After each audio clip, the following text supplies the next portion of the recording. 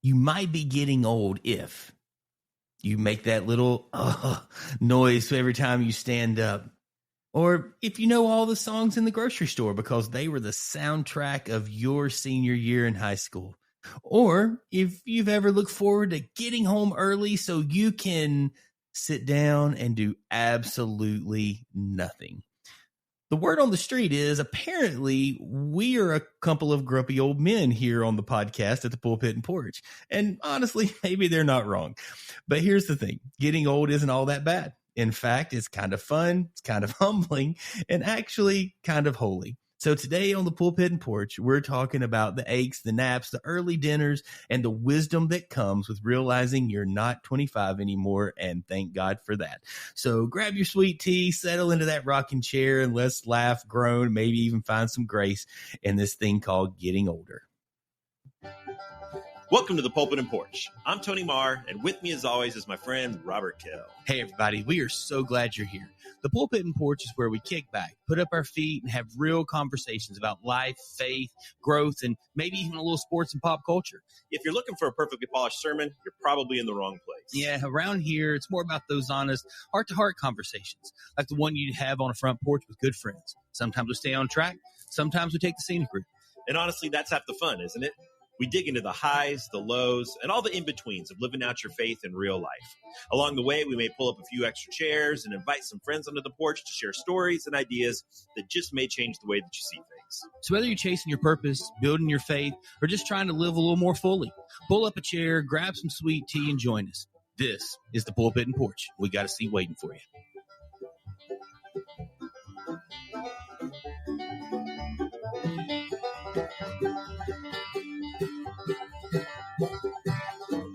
I'm officially old. What determines that? I had a doctor's appointment yesterday. And when I make a doctor's appointment, I like to get the first appointment of the day because you typically can get right in. And my doctor's appointment yesterday was with a sleep doctor. Because my wonderful wife is convinced that I have sleep apnea, which is a telltale sign that you're getting old. And so I fought it for a while. I didn't want to go. I didn't believe her in the things that she said. And by fought it, you mean since like 97 or something like that?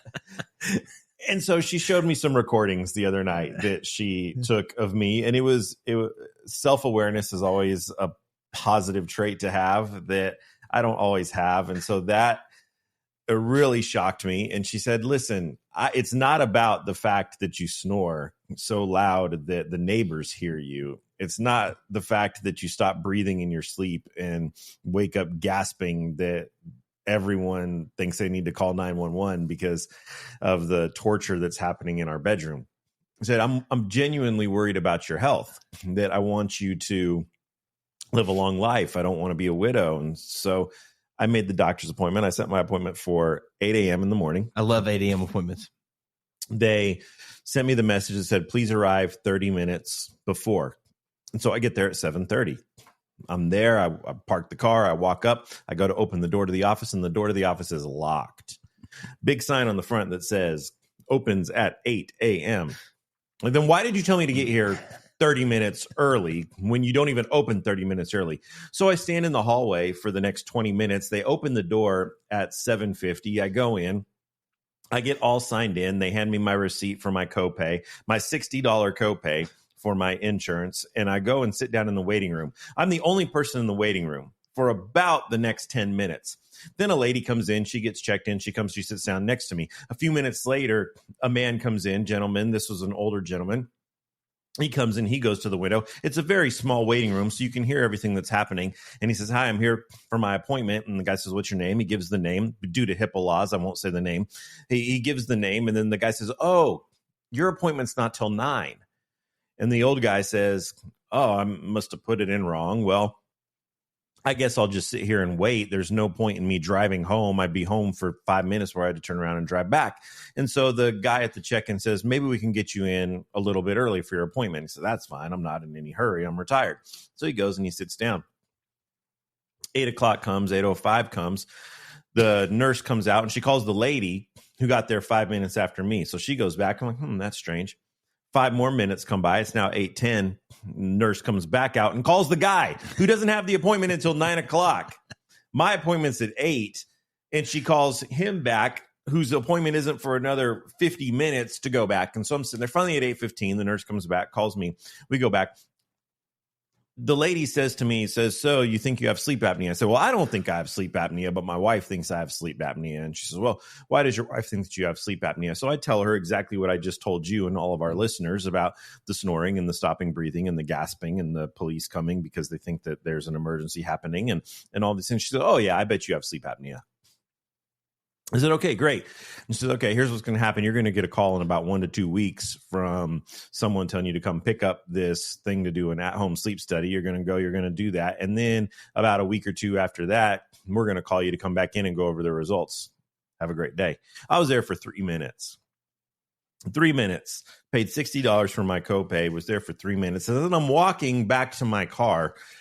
I'm thinking to myself, every time that someone has said that we're grumpy old men, they're exactly right.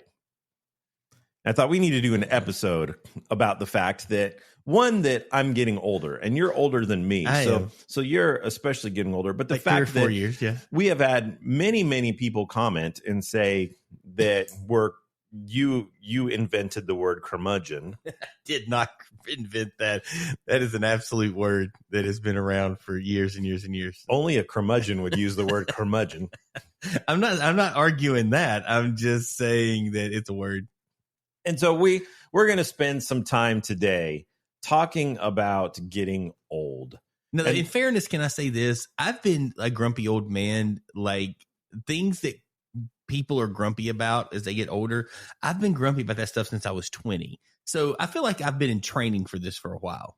Our last several episodes have been very heavy. We've had some incredibly heavy stories, some deep, meaningful stories. Some of the last couple episodes that we've done with just the two of us have been really thick topics that we've addressed, and they've been really good. And so today we wanted to just take some time, maybe poke fun at ourselves a little bit, maybe laugh, give our listeners an opportunity to just kind of unwind wherever you're at, whatever you're doing, to listen to something a little bit more lighthearted, something that makes you smile, something that maybe makes you laugh. And so today we're talking about you might be getting old if, and you saying that this is something that's been this way since you were a teenager for you. But I want to ask you, was there a moment in your life that you realized that you officially were not young anymore? I think when I was spending more months a year injured than I was playing sports was a moment that I realized that I was kind of aging at a more rapid pace than I thought. You know, you spend out of a 2-year window, you spend 9 months, 10 months of that in a boot, and then another 6 months of that. That's a dead giveaway there. Another 6 months of that. We travel a lot. When I travel, I have to take my own pillow. That's a sign you're getting old. When you have to take your own pillow. And we quite literally said, we have a vacation home on the beach in South Carolina. And it was the most comfortable bed that I'd ever slept in. And now we're at a place that we literally said, my wife and I, that we're going to take our mattress topper, our 3-inch memory foam mattress topper off of our mattress at home and take it with us next. So not only are we going to travel with our own pillows, but we're also going to take our own mattresses with us anywhere we go. We will pay the extra $175 fee for an extra suitcase so that we can fold up our mattress topper and take it with us. Can you imagine checking in to your Best Western hotel, carrying in a mattress topper, saying, because I'm so old that if I sleep on your mattress without my mattress topper, that I'm not going to be able to move in the morning. That is old. It is old, and I'm not there. What about when you heard your favorite song from high school on the classic rock station? It is weird to me that the oldie station is now 80s and 90s music, and I'm like, I'm Like, so what are 50s and 60s and 70s music now? Like, what is that? If oldies music is 80s and 90s, what are those eras and decades? Because when I was a teenager, it was like, oh, the oldies, the 50s and 60s. Yeah. And now here we are in the mid, 2020s here, and it's now the 80s and 90s, or what that was when I was in high school, middle school. I had a friend of mine when I was in high school that was just, his vibe was 1950s and 60s, and his car was a like 1960s, I think it was a 64 Mustang that he had, and he dressed like the 1950s and 60s. He slicked his hair back and wore white t-shirts, leather jacket, jeans rolled a little bit, it was with kitty loafers. It was just his vibe. He was such a cool guy. It was just his vibe. Now you see kids that have that same mindset, and they're dressing up like the guys from Friends. And I'm like, oh man, I'm old. It's definitely a different window, different era. Do you think that getting old happens all at once, or is it a gradual thing that happens little by little? It's gradual, and I think that there's things that we're bent towards that we get there faster. Like, I've always been overly frustrated if people don't respect the system. Like, if there's a line or there's a setup, and like there's a rhythm that's supposed to be happening at an event, or cars leaving a parking lot and things like that. There's things I've always kind of been a little bit agitated towards. And so those things just I guess it feels like it's amplified. I don't know. Maybe we say getting old, but maybe it's just been the fact that for 20 years you get a little more frustrated with it a little bit at a time, and maybe you've just trained yourself to be more frustrated with it. But I think it's gradual. Do you feel differently, or do you think there's just, me getting injured, I was fine one day and then I wasn't. So I think there's some parts of it that are different, and I have to show up early, and I put my socks, braces, and shoes on inside of a sauna, and I spend 15 minutes in a sauna trying to get my muscles looser before I go stretch and, jog and do things like that. And I didn't do that when I was even 40. So, there's things at almost 50 that I do differently now. But I coach high school basketball. And a couple of years ago, we didn't have enough players to run 5-on-5 scrimmages in every practice. So every single practice, I was having to run full court 5-on-5 with my guys, and I loved it so much. The last couple of seasons, we've had enough players that I haven't had to do that. This year we have 12, but we had practice a couple days ago, where we only had 7 show up. And so me and my assistant coaches had to step in and run full court. And it was the first time that I'd done it for a prolonged period of time in probably a couple of years. And let me tell you, that was not a gradual getting old. That hit me right in that moment, that it was something that just a couple of years ago I could do and love it, and I could do it 3 times a week. I felt like death. I felt like my life is over. I told the guys at the end of practice, I said, we won't be having practice tomorrow because I will be in the ER. So you guys can come visit me in the emergency room, and we'll talk through strategy and maybe do a walkthrough in the hallway, as long as I can see you from the mechanical bed that raises and lowers me with the push of a button. Yeah. Those moments hit, and I get it. Do you think that we joke about getting old for denial, because it's funny, or is it for survival? I think it starts as funny because we know we're not old yet, maybe, and we're on that cusp of but we don't realize it. I think Nate Bargatze does a thing, and he said, it's just funny, man. You get into your 40s and you're hanging out with a couple of people. He's like, you're like 40, and there's like this 28-year-old, and you look over and you're like, yeah, we're 2 guys, same age, just same life. And you look at a 44-year-old like, oh, look at that old guy over there. And it's like, I am the old guy to this kid. And I think there's some moments where we just aren't aware until we are. And so I think it starts as funny. I guess denial or survival could be something like you could maybe either or. You don't have to do both of those. And some people do all of them. But I would say if there's an order, we start with humor because we're making fun of our parents and we realize, look what I did. My dad did that or my mom did that or blah, blah, blah. And then it's maybe a little bit of denial of going, I can't be getting this old. So we try and do something. We try and come back quicker from an injury, or we still want to act like we could go take a big hike that we did when we were 25. And we haven't hiked since we were 25, but now we're 45 and we're going to go like climb Kilimanjaro or something like that. Or, like you said, I haven't played basketball. I haven't played hard in 2 years, and I jump out there like I'm 25 and I'm just going to be able to run for 2 hours. And then, and then I think it's a survival thing. You go, okay, like I realize I'm old. And so maybe now I'm funny and I do some humor because I know I'm old. But there were just moments where, everybody colors and hair and things like that. And I was just like early on, I've had gray in my goatee and beard since I was in my early mid 30s. Proverbs 16:31. Gray hair is a crown of glory.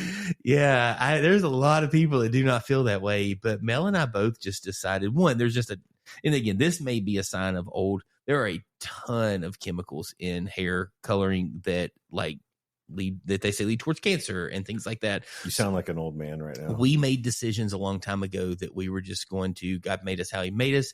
We're going to try and be wise, and we're going to step into things as best we can. And so Melissa's better at health stuff than I am, but we've tried to be wise with, just things like that. And so she was like, you know what? It is what it is. I'm not coloring hair. No, just for men for you. No, I've never done anything. I did in the. You didn't frost your tips. I did in the 90s? In the late 90s, early 2000s. I did some, Backstreet Boys in sync blonde tips on the hair, but that lasted for about 6 months, and I was done with that. But yeah, I think that it's a mix. I do think that it's a mix of. I think that the humor helps us to survive. I think that the humor helps us to cope with the changes, the truths that we can't change, that we are getting older. So joking about it helps it to be a little bit more manageable, a little bit more bearable. Denial softens the blow of the fact that, man, this is the reality that I face, that I can't do the things that I used to be able to do. I'm not the person that I was before. I am getting older. And I think that being able to laugh about it just helps us connect with people that are facing the same exact thing that we are.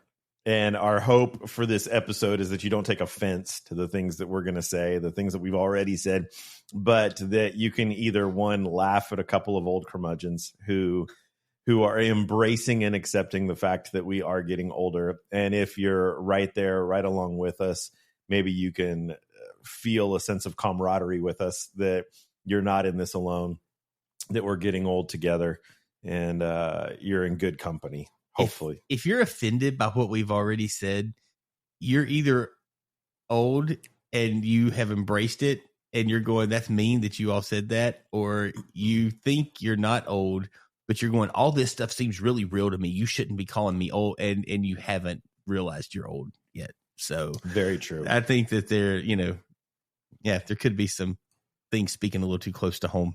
All right. So what we're going to do now, there's this old comedian by the name of Jeff Foxworthy. And if you're listening to this show and you're in your 40s or above, you're probably saying, well, why do you even have to introduce him? If you're under 40, you've probably never heard of Jeff Foxworthy. But he made a career off of a bit that he did called You Might Be a Redneck If. We are going to try to make a career, and hopefully we have the same, that this launches us into superstardom. And we are doing, instead of the blue collar comedy tour, it can be the great haired comedy tour that we will start off of. You might be getting old if. And we're just going to talk through some of these. You may be getting old if you make that old man noise every time you stand up. Absolutely. I know that I do. I don't make it every time I stand up. Oh, I do. Every time I get up, unless the record is on the mic, then there's some, here it goes. I do not do it every time I stand up. It's amazing how quickly my body stiffens up. You might be getting old if you know all the songs in the grocery store and they were cool when you were in high school. Yeah, we kind of talked about that. It's probably a little bit true, because the thing that kind of happens is a lot of stores won't play current music because it's too risque, but they'll play older music because it's not, even though it was terribly bad when we would have been kids listening to it. So I would say that's true. You ever walking through Food City and you say, "Oh, I love this playlist," and you realize it's all songs from high school?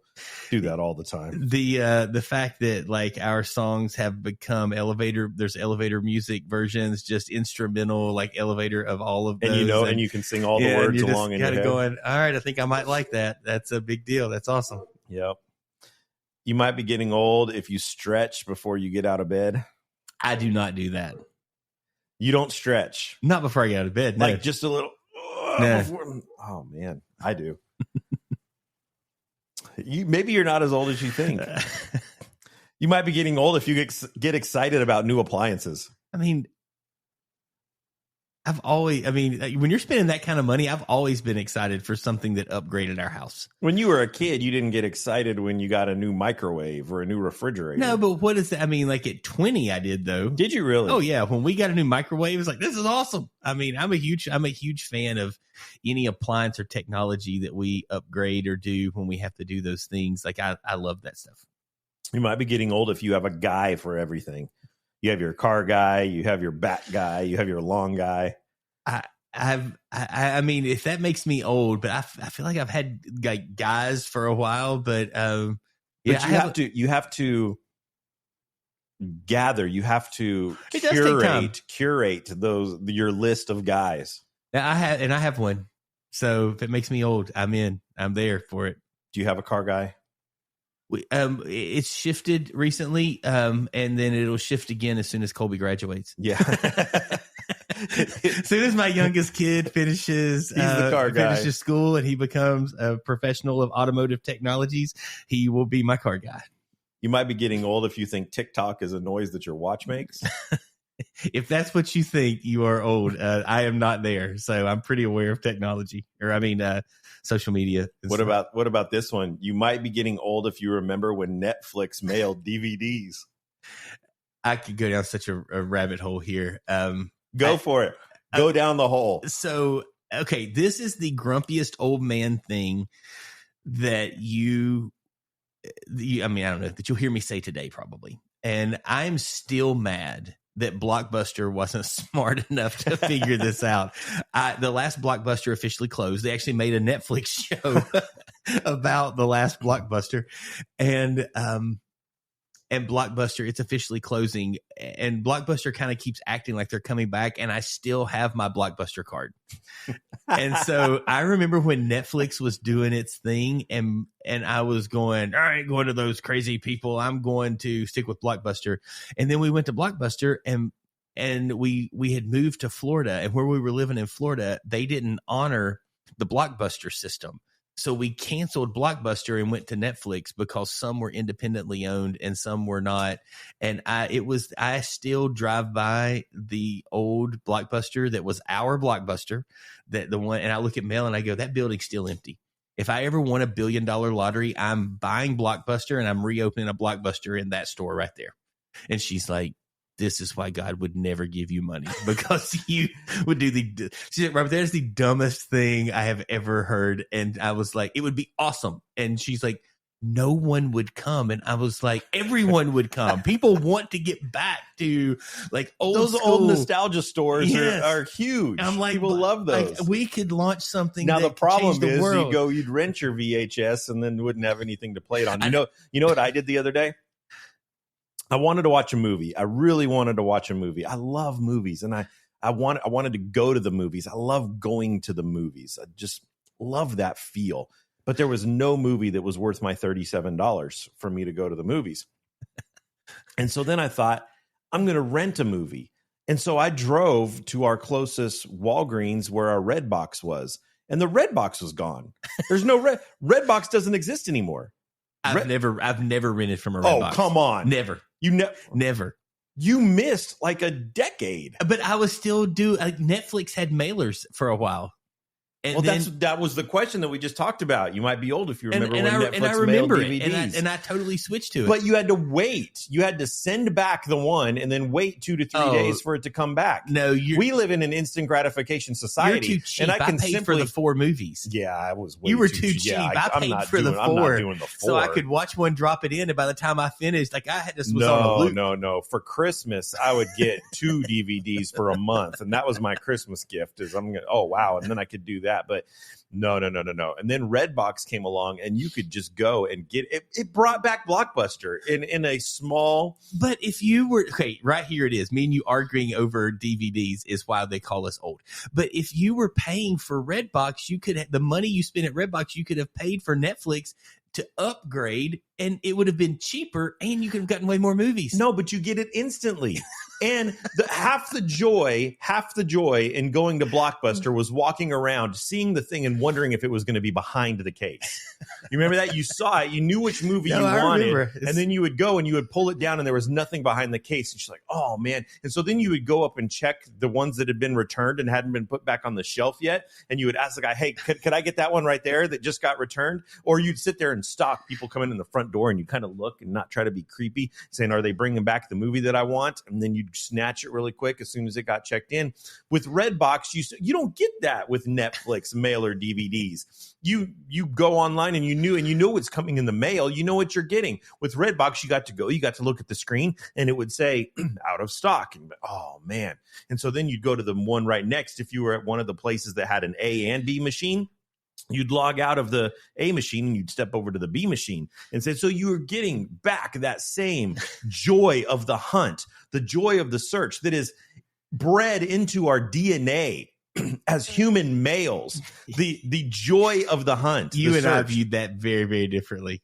Like I don't know that I ever, like there were movies I wanted to see, but I don't know that I ever like felt it as deeply as you did. Now I did build pretty good relationship with my Blockbuster people and we would stand and talk and they when I would walk in and be like, hey, is this? And they're like, nah, man, it's out. And I was like, well, if one pops in, they would always check the box for me and they would stick one to the side and all that kind of stuff. But yeah, we Blockbustered very differently.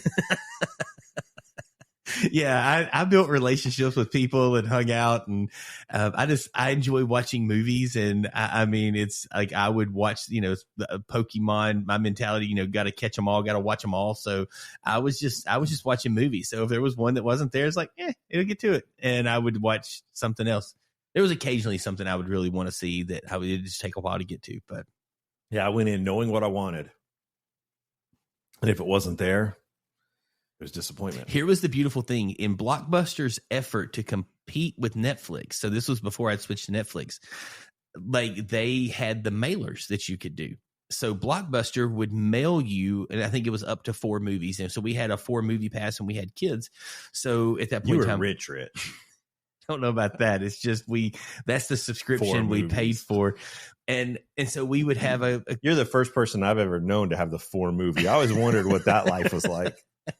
We would take and we would we had a couple of kids movies that would be coming in. We would have a movie that Mel and I would want to watch, and maybe a TV show that we would get a few episodes in. And so we would get discs at a time, but you could take those, instead of mailing the mailer back, you could take the mailer to Blockbuster and they would let you swap it for a movie. And so there's times we would have like 8 movies at our house, and just like because of the way the mailers and all the other stuff would work.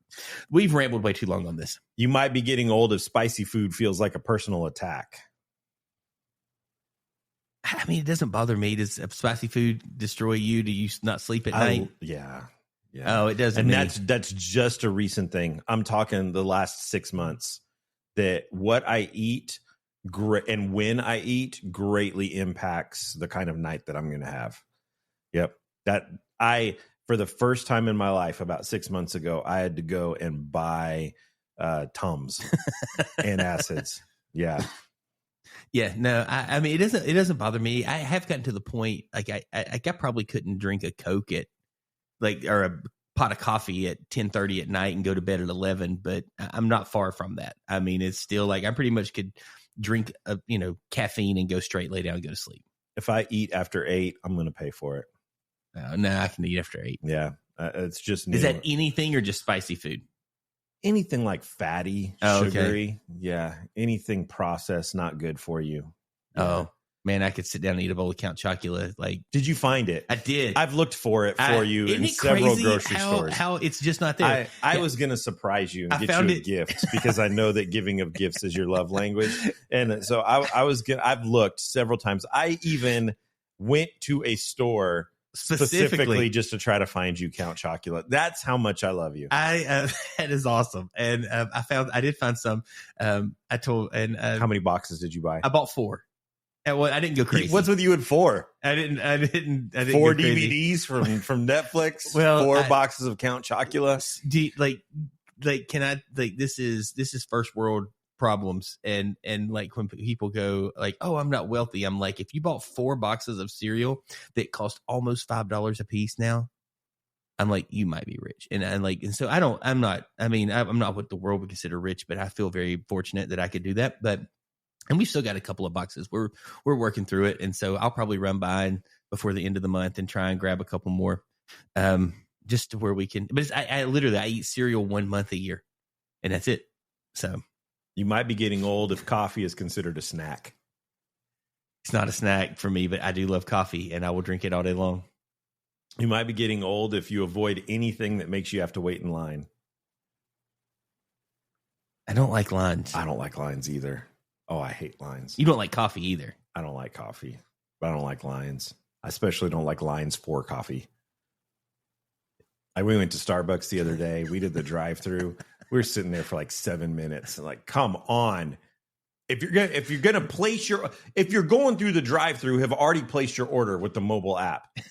If you're going to go and get in line at the drive-through and at the speaker and they say, welcome to Starbucks, you can take your order. And you're not going to say, yeah, I had a mobile order for. If you're going to sit there and say, yeah, let me get a mocha frappuccino with 7 squirts of vanilla and non-fat mocha latte with light ice, and you've got 7 drinks, you have no business being in the drive-through line. You need to get your butt inside the store and order then and sit down in one of the comfy chairs instead of backing up the line for everyone who placed their mobile order and is ready to go. Can I give you the hottest take? Because I give my drink light ice, my spiced chai with 6 pumps of vanilla. I get that with light ice because then you get more drink beverage to enjoy.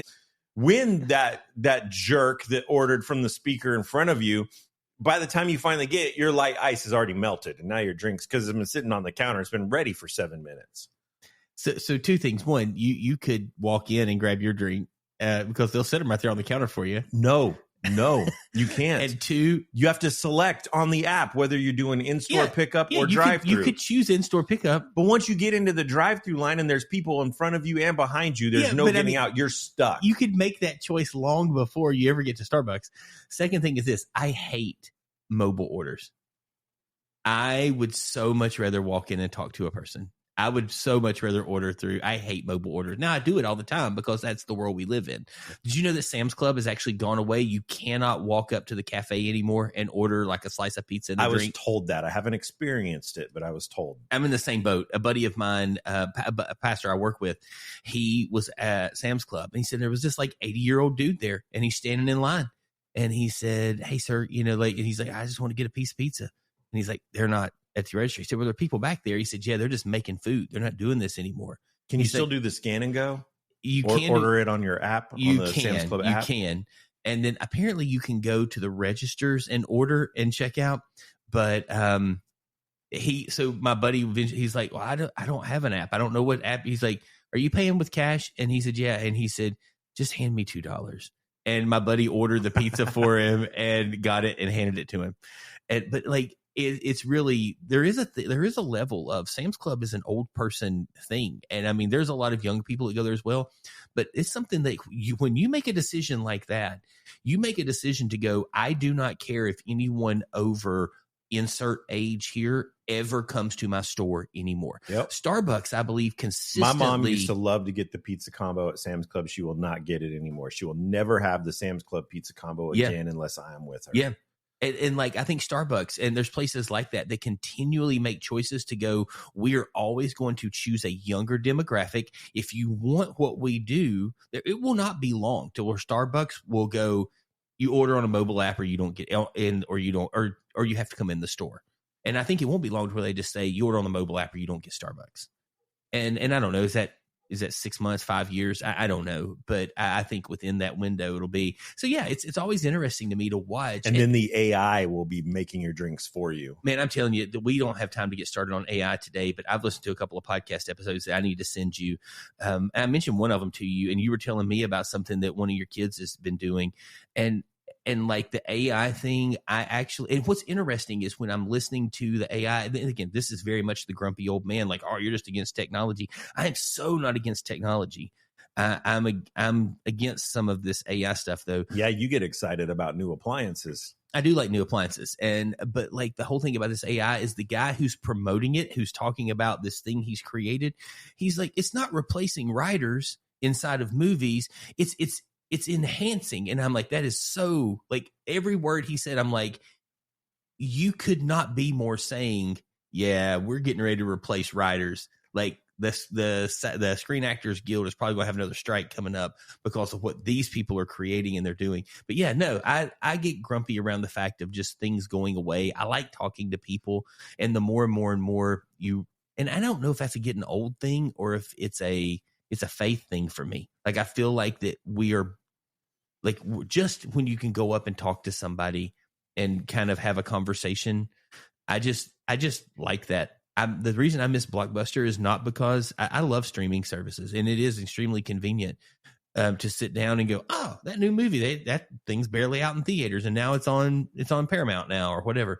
Like, I enjoy that, but the thing I really miss is not so much having to get out in the rain to go get a movie that Mel and I want to watch or the family wants to watch.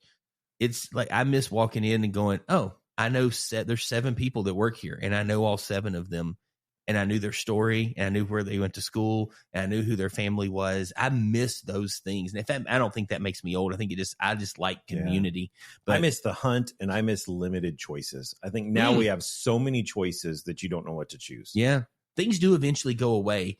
And we bought a ton of movies, but we have so many movies on our shelf. We still have them that has the Blockbuster, $1.99 or something like that. We'd buy older DVDs and stuff for $1 or whatever, things like that. But all right, continue. This is episode's gonna be way too long. You may be old if you call Spotify the radio. You would be old. I don't do that, but you would be old. You may be old if you remember life before cell phones and miss it sometimes. I guess that I would say yes, but I do. I remember it and I miss it a lot. You may be old if you know all the songs that played on MTV in the 80s and 90s. In fact, I want to change that and say you might be old if you remember when MTV played music videos. Let's do it that way, because I wasn't allowed to listen to music like that in the 80s. And so I didn't know any of those songs. There's still a lot of them when they come on. I don't know the words. I know what the song is, but I don't know the words. But yes, I would agree that I saw something the other day, and I don't know if it was true or not, that they're actually shutting down MTV as it, like, that whole, there's no more music videos at all. I don't think there's been music videos on MTV for a while. I think they had they have like multiple, MTV's a little bit like ESPN. They've got multiple things. And I think they had a section of a day they were still doing a few music videos. I saw something that was wrapped around that. I should have shared that article with you. You might be old if you can't figure out why anyone needs stories on social media. I would agree with that, but I do understand. I'll be stories. honest, I don't understand them at all. I don't know what they are. I don't get it. I don't understand what's the difference between a stories and a just a regular post. I don't know. So you can explain that to me when we're done recording. You may be old if you've never used TikTok and you're proud of it. Used, or like used by meaning you've recorded yourself, or like used like, I get on there and scroll through. And I don't have the app. I haven't used TikTok in a while, but I do have TikTok. I don't have the app. I've never had the app. You might be old if you have a favorite pen. Oh man, I'm a pen snob. I actually have certain pens I use, and I don't even want to write. I'm the same exact way, and I've been like that for 20 years. Yeah. Yeah.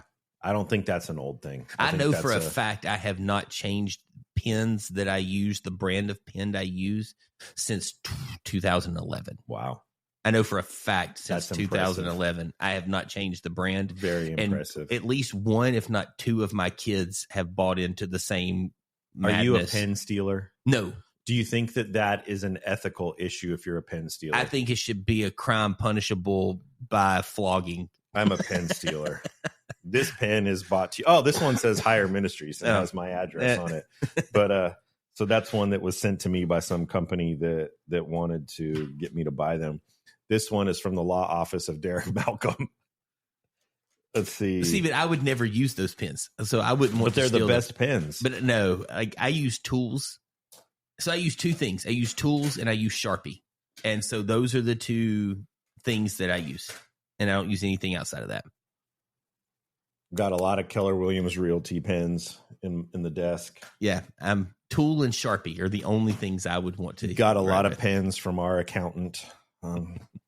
That I have to go in and sign for checks, and sometimes those pens make their way into my pocket because they're really good pens. And they've got like 18 of them sitting in the little cup that are there, and so I feel like I pay them enough. I can take a pen, but you're telling me that I should be prosecuted for that. I thought you meant like stealing them from a server and things like that. You're like taking a server. No, the cup. The cup that's sitting there with a million those are designed pens. to take. You think so? Yeah, they want you to take those. Advertising for them? Yeah. Okay, I don't feel so bad then. I was taking them from a guilty. church. They want you doing that and things along those lines. Okay. You might be old if you check the weather before leaving the house like it's a life or death decision. Do you do this? Every day. But for you, like it could be middle of the summer here and it dropped below 85 and you're like, it's chilly outside. I may need a coat. Yeah, I used to have a an Alexa, Echo, Amazon Echo in our bathroom. And it was every morning, Alexa, what's the weather today? But it was the original Alexa, the very first one that I got to be one of the first. You're one of the lucky 10 million people that gets to pre-order this before they come out to the general public. And it looked like a Pringles can. Yep. You remember that thing? I do. And it gave out about a month or two ago. And I haven't replaced it in the bathroom. So now I just started recently, since we got our new phones. It's been well documented on the Pulpit and Porch podcast that my wife and I got new phones about 3 weeks ago. We got the iPhone 17 Pro. In fairness, you had like the 4S that you upgraded from. I mean, you had a really old phone. It didn't have a camera. No. It's a flip. I mean, it was Motorola Razor. Yeah. Man, that thing was cool. What was the side-by-side one? It started, I'll think of it. BlackBerry? No, that was the one that had the keyboard at the bottom. But there was a Sidekick. There was a Sidekick one as well.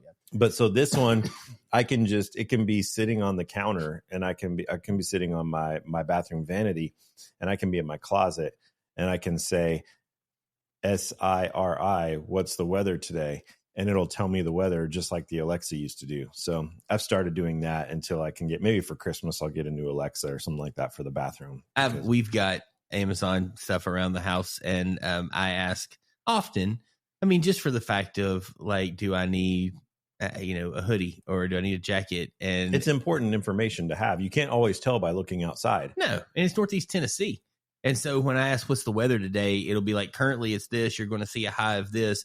And I'm going, oh, well, it's currently like right now. I mean, today it was 40 some degrees when I was leaving the house this morning, and it's going to be a high of like 62. And I'm going, and if we look out the windows here at the Pulpit and Porch studio, I mean, I think it's going to blow trees over. It looks that way. Windy. Yeah. So yeah, by the way, could not be an older conversation than we're having right now. Like, do we check the weather? My granddad used to read the Farmer's Almanac. He was a farmer, I guess, in fairness, and he would make decisions about his entire life, like year. I mean, his entire year would be wrapped around what the farm. Do you remember the great days when you'd go on a road trip and you'd pull out the Rand McNally from under the seat? I was mad the other day that AAA doesn't give out paper maps anymore. It's ridiculous. I mean, like I would cancel my AAA subscription if I had one. We have 5 people on that thing, and I'm like, I can't go in there. You can't go in and get your triptych thing. No, you can't do all that stuff anymore. Gosh. And what's the point of even the brick and mortar AAA store anymore if you can't go in and get all your vacation resources? I would say they probably still book vacations. They still function as a travel agent, but I don't know if they do TripTix or not. But you can't go in and get maps and a lot of stuff like that. Like I love the maps. I thought those were awesome. So did I. What's your funniest you might be getting old if moment that you've had recently that you just laughed at yourself for what you did? I don't. It might be one of those like eating earlier things of like going, I could probably eat dinner now, and I'm like, it's 4:30. I don't know that even really like.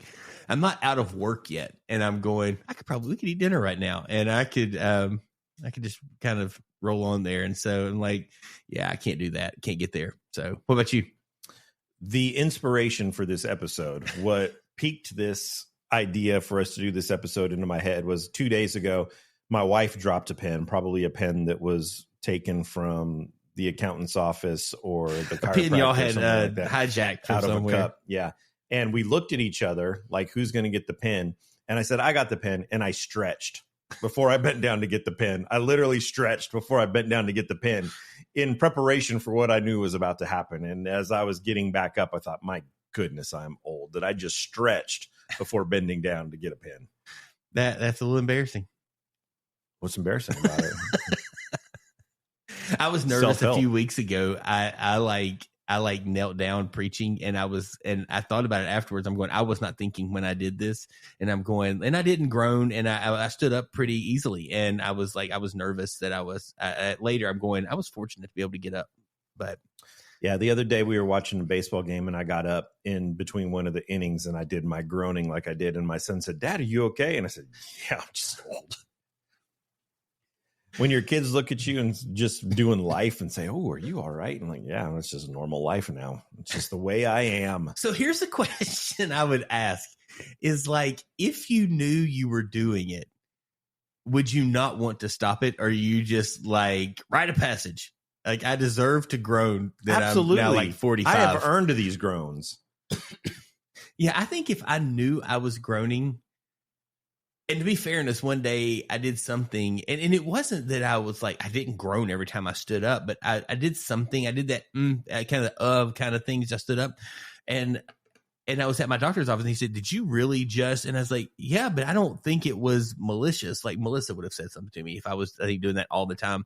And I kind of intentionally now in my brain, I'm going, okay, I'm not going to be that person that every time I stand up, I'm going, and kind of moaning and exhaling and stuff like that. And so I don't know. I just wondering, it's like like intentional and motivated as you are by so many what seemingly be useless things. I just figured maybe you would want to nip that in the bud. Well, we're going to go a little philosophical now with this next question.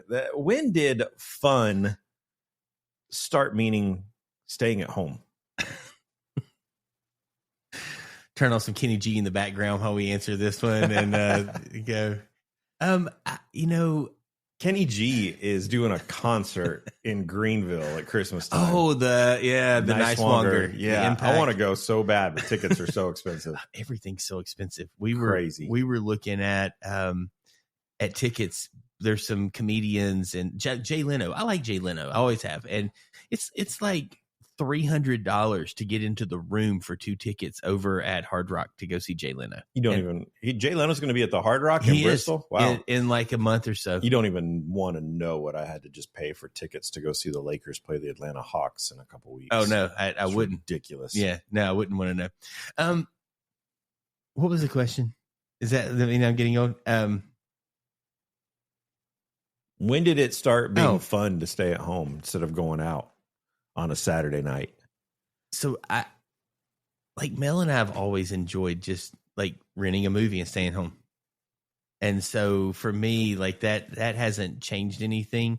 We've actually gotten more active and our kids have controlled a lot of stuff. So over the last decade, as the boys have been playing sports and doing all these things, our life's been so busy with A, B, C, and D, and our friend group is inside of either church or those sports teams. When we had some time off, typically we're like, But now, like, we went to dinner last night. I mean, we're booking dinner with some other friends here in the next week or so. I mean, we're constantly like doing more things with people and getting out, and so we're doing out more now than before. But I love staying at home and just watching a movie, eating dinner at the house, and that kind of stuff. I like adventure. I've always liked adventure, like to go out and do stuff, but I find myself now being more like, one, everything costs $1 billion. Yeah. Like you mentioned, you were joking earlier, $37. And I guess technically, if you're going to get popcorn and a drink, it might have going to be more than that. As I say, it might have cost you that. But 37, for my whole family to go watch a movie, and they've changed the cheap day now. It's now Wednesday, not Tuesday. If you go to AMC, you can't. Oh, really? Yeah, the cheap day's on Wednesday, not Tuesday. That's horrible. It is horrible. Tuesday night's date night, and Wednesdays, but you always had to go early to get the cheap day. But you all both have somewhat flexible schedules. You might could work out a 3:00 matinee type thing, maybe. But yeah, and so, but like for our family of 5 to go catch a movie would be $150 now if we were getting snacks and stuff like that. I don't know why you're complaining. You had the 4 DVD set from Netflix. Yeah, for $28 a DVD a month. It wasn't. It might true. not even. It absolutely was not true at all. Go back and look at those prices from 2002 or 3. Google. I also realized that I was old this past week because I got very excited about the fact that we need a new vacuum. Oh, no, I wouldn't be excited about that. Yeah.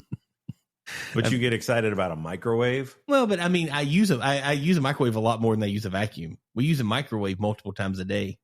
Like my favorite. So my boys and I sit around and we watch golf and different things. And there's always all these sponsorships are popping up. So one day we were sitting there and I think all of us were in the room and I'm like, okay, you get 5 sponsors. Who do you want? And they're like, oh, that's a great question. And so we're just thinking through who we would get as sponsors. That's a great question. Yeah. Who would your 5 sponsors be on your hat, your sleeve of your shirt, your golf bag, and all those things? It was an absolute blast of a conversation. Like, okay, well, I don't want 2 car companies. So which cars would I want? And this and this and this and, and things. And one of my 5 literally was Ninja. Oh, yeah. Ninja Shark, good that one. combo. Yeah. I love. So like anytime, like if I was because you can get a vacuum and you can get an air fryer. They have the ice cream machines and the slushy things and all the stuff. And I'm like if I knew today I was buying a Ninja appliance this afternoon, I would be so thrilled. Like I would be giddy that I would be getting a new Ninja appliance. That's exciting. And it started with just a blender. It did. And I think we have 6 Ninja things at our house. Our coffee pot. We've got a blender. We replaced our crock pot years ago with a Ninja. We have an air fryer. I'm missing a couple of things. How can I not think of this stuff? You're like a black belt. Like we have a lot. I mean, we have several things and I love it. And there's so many more that I want. And it is awesome. I love them so much. I'm proud of you, man. 6 ninjas. That's exciting. What's something that you appreciate more now than you did in your 20s? Quiet. I hated silence, and I'm struggling with it still. But I really love quiet and probably deeper conversation, not just kind of random relationships, but like deeper conversations about things. What about you? Time. Because it is fleeting. Just time itself. Yep. Just time itself. Yeah. It's always hard for me when people post. I think you'll resonate with this. People post on social media like time is a thief. And I'm going, well, I don't know. I mean, I've tried not to live that way, but it is something I start to think about. Like, man, I say all the time, when I'm talking to people, I'm like, I'm 8 months from my life being very, very different. And I don't know that I love it, but I can't change it. So I'm just trying to embrace it. But no, that's a great answer. When I was younger, everything was, let's hurry. Let's get to this next thing. Let's get to this next thing. And now I'm like, just please slow down.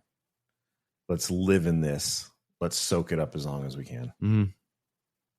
So what's something that when you say that, what's something you would tell 25-year-old you if you could go back and do that? Slow down. I think that's a big thing that I would say. Slow down. My phrase would probably be the whole line of like really take to heart the statement that people overestimate what they can do in a day and underestimate what they can do in a year. And if you'll do small things today, Craig Rochelle talks about habits and stuff like that. If you'll create small habits today, you will, where you'll be when you're 50, you will not even be able to imagine what that could look like. Yeah, I think that I would tell my younger self, stop trying to prove yourself and just trust yourself more. Trust your instincts. Don't care as much about what people think. Not everything is as urgent as you think that it is right now. When you get older, you're going to realize what's actually important. And it's not a lot of the things that you're chasing right now. Yeah. So with that answer there, you've kind of stepped into this a little bit. Like, how has getting older made your faith stronger? Like you kind of, I think we both kind of leaned into that faith thing and just a little bit of commitment and less dependence and less investment from the critics and more focus into, hey, here's where God would want from me. Here's what he says about me. Here's who he says I am. So I can trust, you said your gut, you and I both, like, that's the work of the Spirit. You and I both know we can trust the Holy Spirit.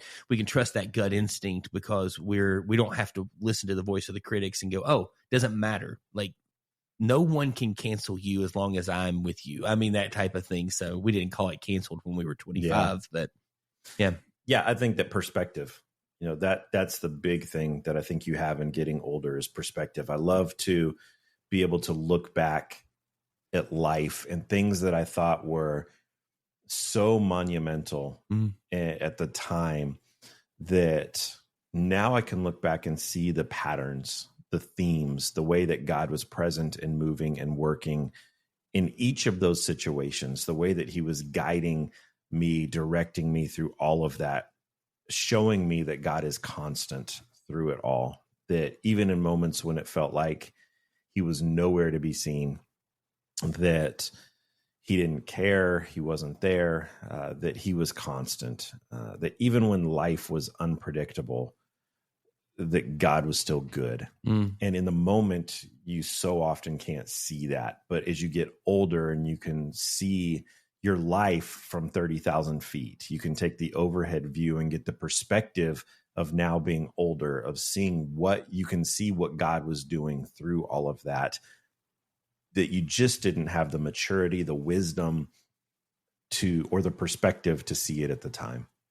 I think I would echo that when I saw this question, and I just thought, like, what would it mean, or what's it mean as I'm getting older to look at my faith and go, man, the strength of that faith, the groundedness of that faith. And it's just, as I look back, like, it's easier for me to trust God now because I can look back and see him in things when I was unsure maybe before, or when, like you said, when things seem hard. So I can't say that any of that any better. That was literally what I was thinking, though, is just, and I think that's why all the statements around, gray hair is a badge of honor. I mean, it's these things of, like, respect your elders. Like, we need to listen to more stories of people who are ahead of us. I took one of my boys and a friend of ours. We were playing golf the other day, and we're standing at the course, getting ready to tee off on hole number 1. And this older gentleman pulls up to the pavilion, and he's standing there. And I was like, "You hitting them well today?" And he's like, not too bad for a 90-year-old. Wow. And I said, "You're my new hero." And I said, "Are you from around here?" He's like, "Yeah, I grew up," and just starts telling me a story. And I just thought, and there came a point in time that everybody starts showing up, and I'm going, okay, I'm going to have to leave and actually go play golf now. But I thought, we just don't listen to the stories of people who have the wisdom and the ability to journey life with us. And he started talking about, yeah, I used to play golf over here, and they were not handling this and this and this well, and so everybody got mad, and a whole group of people went over here. And I thought, that's interesting. And I always wondered what happened to those courses and why this did this and why that happened there. And just being somebody who's played a lot of golf in the area, I was like, that's a really crazy story. And I just thought, it was a 3-minute conversation with a 90-year-old man who he's like, yeah, try and get my son to play. And I'm going, you're 90. I mean, your kid's probably 70, years old, 65, 70 years old.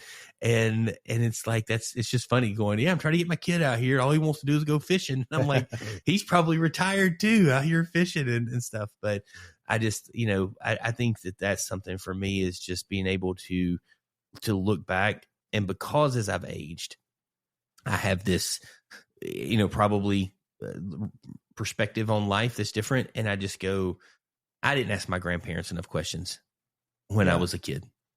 When I had my grandparents, I didn't ask enough questions. And now I don't take advantage of the people. And that's why I'm so grateful. One of the things I'm doing right now, that it's a lot of time, but we're reading 2 books at a time. We do a chapter from each book a day, and we just read until they're done, and we get 2 new books.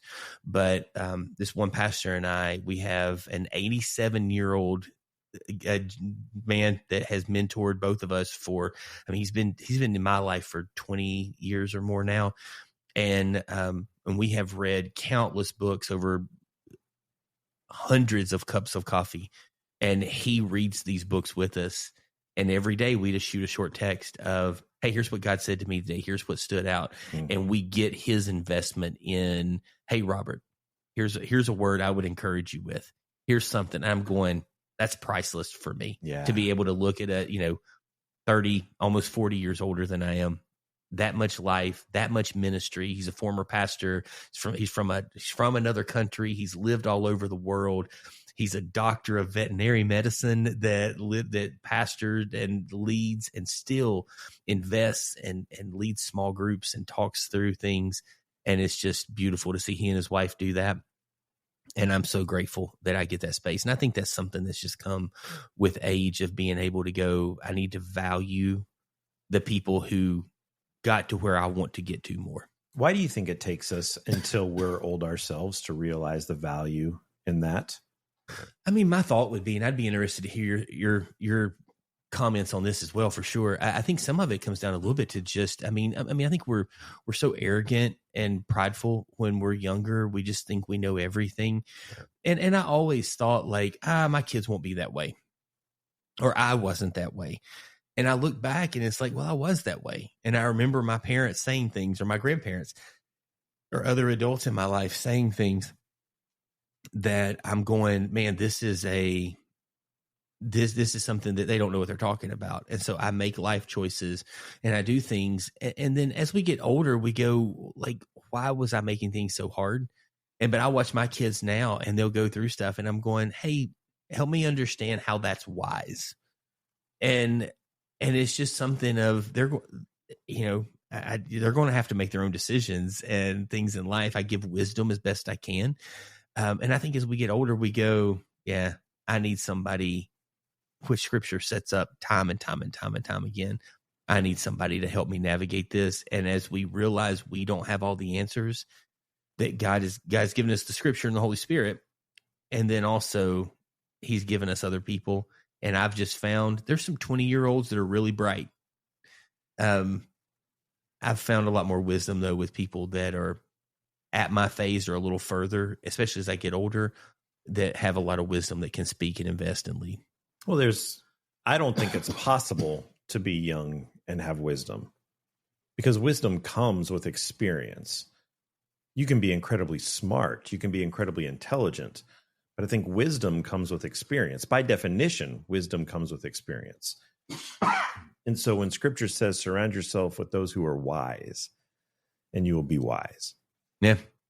I heard a pastor one time just talk about and just say, with that verse you're talking about, I heard a pastor say one time that just, it's a promise and a warning that if you walk with wise people, you will grow wise. I mean, it's actually a promise that if you walk with wise people, you will become a wise person. But a companion of fools suffers harm. It's this warning. If it doesn't say you will become a fool, it says you will suffer the same consequences as other fools. And so proximity to ridiculousness or ignorance leads to consequences doesn't make you ridiculous and ignorant. Now, some might say if you're with a fool, maybe you are a fool, but that's not what Scripture says. It says that if you companion of fools will suffer harm. And I tell my boys all the time, I'm like, there are people who just have an ability to not be present when consequences happen. And if you hang with fools, there is going to come a time that is going to be a person you're hanging with, and they will get away scot-free for whatever reason, and you will suffer consequences. And honestly, if you were there, you may deserve it. But even if you didn't do it, it doesn't matter. Like, that's how life works.